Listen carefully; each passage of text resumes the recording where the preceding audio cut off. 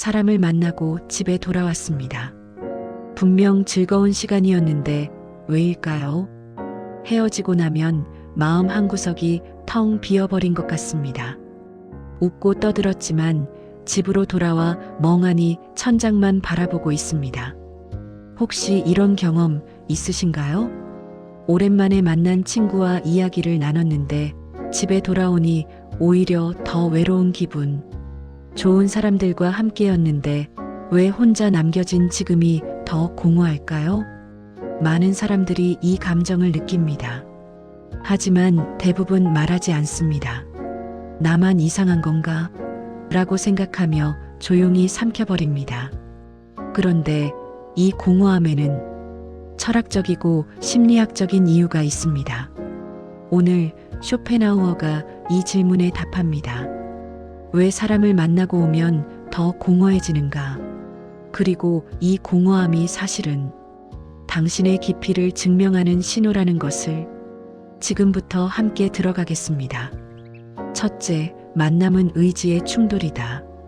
쇼펜하우어는 세상을 이렇게 봤습니다. 모든 존재는 의지로 이루어져 있다. 의지란 무엇일까요? 그것은 우리 안에서 끊임없이 움직이는 힘입니다.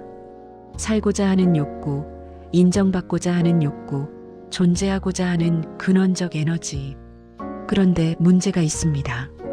사람과 사람이 만날 때 의지와 의지가 부딪힌다는 것입니다. 말하지 않아도, 눈치채지 못해도 우리는 서로의 의지를 감지합니다. 상대는 인정받고 싶어 합니다. 당신은 이해받고 싶어 합니다. 상대는 자신의 이야기를 하고 싶어 합니다. 당신은 조용히 듣고 있고 싶습니다. 이 미세한 차이들이 쌓입니다. 보이지 않는 마찰이 일어납니다. 그리고 당신은 돌아오는 길 문득 깨닫습니다. 나 왜 이렇게 지쳐있지? 특히 감정을 깊이 있게 느끼는 사람이라면 이 충돌을 더 강하게 느낍니다. 상대의 미세한 감정 변화도 놓치지 않습니다.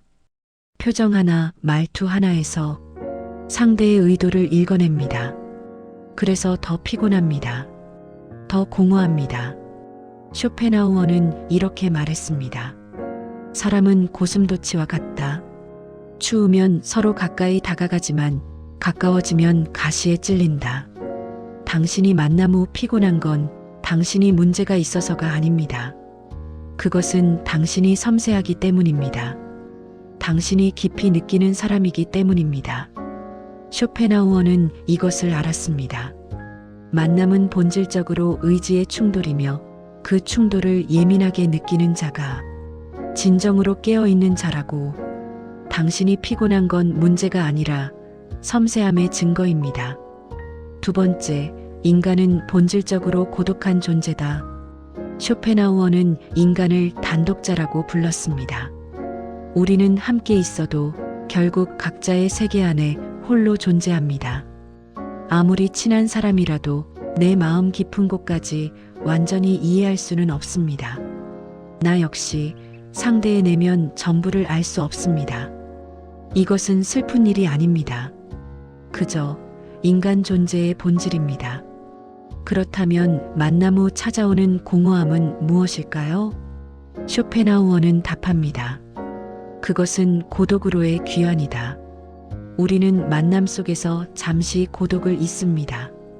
웃고 떠들고 함께하는 시간 속에서 나 자신을 잊어버립니다. 하지만 집에 돌아오는 순간 고독이 다시 찾아옵니다. 그것은 떠났다가 돌아온 것이 아닙니다. 원래 그 자리에 있었던 것입니다. 심리학은 이것을 정서적 저혈당이라고 부릅니다. 만남 속에서 우리는 많은 에너지를 씁니다.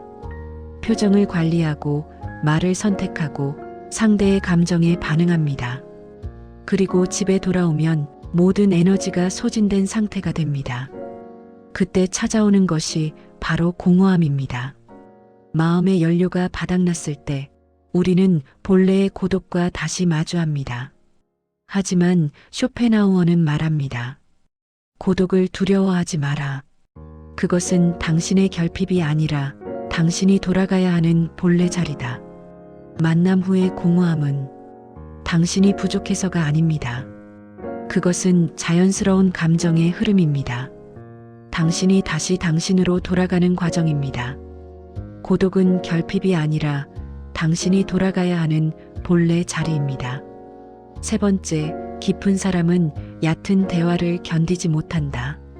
쇼펜하우어는 이렇게 말했습니다. 인간의 영혼에는 깊이가 있다. 얕은 자는 수면 위를 떠다니고 깊은 자는 바닷속을 헤엄친다. 깊은 사람은 가벼운 대화를 견디기 어렵습니다. 날씨 이야기, 일상의 잡담, 표면적인 웃음. 이런 대화들이 나쁜 것은 아닙니다. 하지만 깊은 사람에게는 그것이 영혼을 소진시킵니다. 왜 그럴까요? 깊은 사람은 대화 속에서도 의미를 찾으려 합니다. 진실을 느끼려 합니다. 연결을 갈망합니다.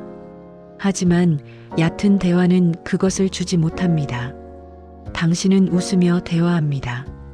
하지만 마음 깊은 곳에서는 이런 생각이 스쳐 지나갑니다. 지금 이 시간이 내게 무엇을 남기는가? 그리고 집에 돌아와 깨닫습니다. 아무것도 남지 않았다는 것을. 심리학자 엘레인 아론은 감정의 민감도가 높은 섬세한 사람을 이렇게 설명합니다. 그들은 정보를 더 깊이 처리한다. 더 많이 느끼고 더 많이 생각한다. 공감형 인간도 마찬가지입니다. 상대의 감정을 자신의 것처럼 느낍니다. 그래서 얕은 대화는 이들에게 이중의 소모를 일으킵니다. 첫째, 자신의 깊이를 숨겨야 하는 피로. 둘째, 상대의 표면적 감정까지 받아들이는 피로. 쇼펜하우어는 이것을 알았습니다. 깊은 자는 세상에서 끊임없이 외롭다고. 당신이 만남 후 공허한 이유는 당신이 얕아서가 아닙니다. 오히려 그 반대입니다. 당신이 깊기 때문입니다. 당신의 영혼은 진실을 갈망합니다. 의미를 찾습니다. 그래서 의미 없는 대화는 당신을 지치게 합니다. 이것은 약점이 아닙니다. 당신의 품격입니다. 당신이 공허한 건 얕아서가 아니라 깊기 때문입니다. 이제 과학으로 들어가 보겠습니다. 만남은 감정 노동입니다. 우리는 만남 속에서 사회적 역할을 수행합니다. 친절한 친구, 재미있는 동료, 배려심 있는 사람. 이 역할들을 유지하기 위해 우리는 끊임없이 에너지를 씁니다. 특히 타인에 대한 감정의 민감도가 높은 사람은 신경계가 과각성 상태에 있습니다. 그들은 상대의 미세한 표정 변화를 읽습니다. 목소리 톤의 미묘한 떨림을 감지합니다. 말하지 않은 감정까지 느낍니다. 이것은 의식적인 행동이 아닙니다. 자동적으로 일어나는 신경학적 반응입니다. 뇌과학 연구에 따르면 감정의 민감도가 높은 사람의 뇌는 감정 처리 영역이 그렇지 않은 사람보다 더 활성화된다고 합니다.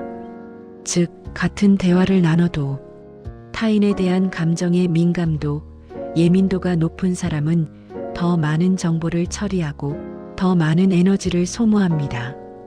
그래서 집에 돌아오면 무슨 일이 일어날까요? 감정적 저혈당 상태가 됩니다. 포도당이 떨어지면 몸이 무기력해지듯 감정 에너지가 소진되면 마음이 텅 비어버립니다. 이때 느끼는 것이 바로 공허함입니다. 신경 전달 물질 세로토닌과 도파민이 일시적으로 고갈됩니다. 편도체는 피로 신호를 보냅니다. 전두엽은 의사결정 능력을 잃습니다. 그래서 당신은 소파에 누워 아무것도 하고 싶지 않은 상태가 됩니다. 하지만 이것은 비정상이 아닙니다. 이것은 자연스러운 생리적 반응입니다. 당신의 몸과 마음이 회복을 요청하는 신호입니다. 쇼펜하우어가 철학으로 말한 것을 과학이 증명해주고 있습니다. 당신이 느끼는 공허함은 진짜입니다. 그리고 그것은 당신의 잘못이 아닙니다. 이 감정은 비정상이 아니라 자연스러운 생리적 반응입니다. 이럴 때 의식적인 고독 시간을 가지는 것이 도움이 됩니다. 현대인은 공허함을 견디지 못합니다. 집에 돌아오자마자 휴대폰을 듭니다. 유튜브를 켜고 SNS를 스크롤하고 넷플릭스를 재생합니다. 하지만 쇼펜하우어는 말합니다. 고독은 회복의 시간이다. 자극적인 콘텐츠는 공허함을 메워주지 못합니다. 오히려 더 깊은 공허함을 만들 뿐입니다. 만남 후 10분에서 20분 정도 의식적인 고독 시간을 가져보세요. 창문을 열고 조용히 앉아 있거나 천천히 차를 우려 마시거나 아무 생각 없이 산책을 하거나 아무것도 하지 않는 시간, 당신이 당신으로 돌아오는 시간, 고독은 당신을 다시 단단하게 만듭니다. 또 다른 개선 방법으로는 깊이가 맞는 사람에게만 에너지 쓰는 것입니다.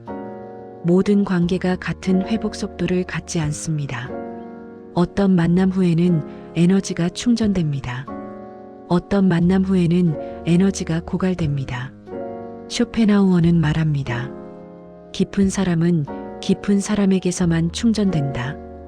당신이 진실로 나를 보여줄 수 있는 사람, 당신이 가면을 벗어도 안전한 사람, 당신의 침묵을 이해해주는 사람, 이런 사람들과의 만남은 당신을 지치게 하지 않습니다. 관계 우선순위를 재설정하세요. 모든 초대에 응할 필요는 없습니다. 모든 사람과 친하게 지낼 필요도 없습니다. 당신의 에너지는 유한합니다. 소중한 사람에게 집중하세요. 당신의 깊이를 맞출 사람은 많지 않습니다.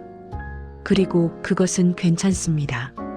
당신의 깊이를 맞출 사람은 많지 않습니다. 그리고 공허함을 감정 알람으로 받아들이는 연습을 해야 합니다. 많은 사람들이 공허함을 부정적 신호로 받아들입니다. 내가 뭔가 잘못했나? 내가 이상한 건가? 하지만 쇼펜하우어는 말합니다. 감정은 당신을 어딘가로 데려가는 안내판이다. 공허함은 당신에게 말하고 있습니다. 오늘의 만남이 너에게 맞지 않았어. 집에 돌아와 공허함이 찾아올 때 스스로에게 3가지 질문을 던져보세요. 오늘 나는 진짜 나로 있을 수 있었는가? 오늘 나는 의미 있는 연결을 느꼈는가? 오늘 나는 에너지를 받았는가? 빼앗겼는가? 이 질문들이 당신을 안내할 것입니다. 공허함은 결함이 아닙니다. 나를 되찾으라는 신호입니다. 공허함은 결함이 아니라 나를 되찾으라는 신호입니다. 오늘 우리는 쇼펜하우어와 함께 하나의 질문을 탐구했습니다. 왜 사람을 만나고 오면 더 공허해지는가?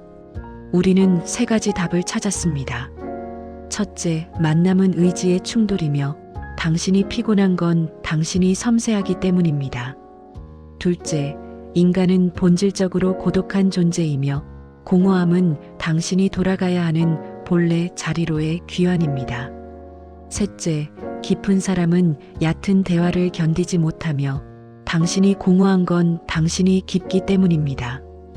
당신이 오늘 느끼는 공허함은 당신의 약점이 아닙니다. 그것은 당신의 깊이입니다. 당신의 섬세함입니다. 당신의 품격입니다. 세상은 당신에게 끊임없이 연결되라고 말합니다. 더 많은 사람을 만나라고, 더 많이 웃으라고.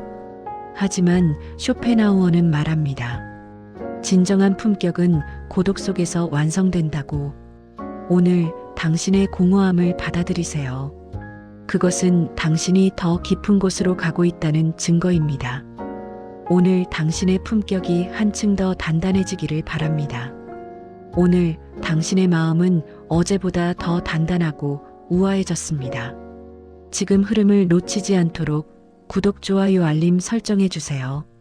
다음 영상에서 또 뵙겠습니다. 감사합니다.